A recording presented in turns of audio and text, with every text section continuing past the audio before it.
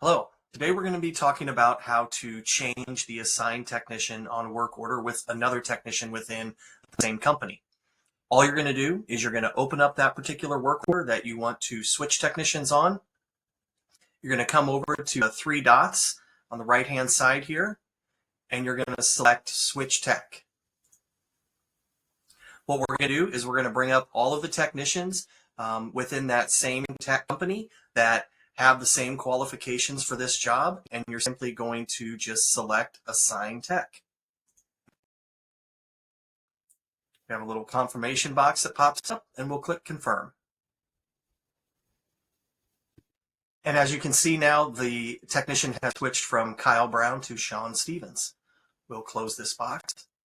And now Sean has received a notification from our system that he's now assigned to this particular work order, and Sean will be the technician on site. That's it. Let us know if you guys have any questions. Thank you.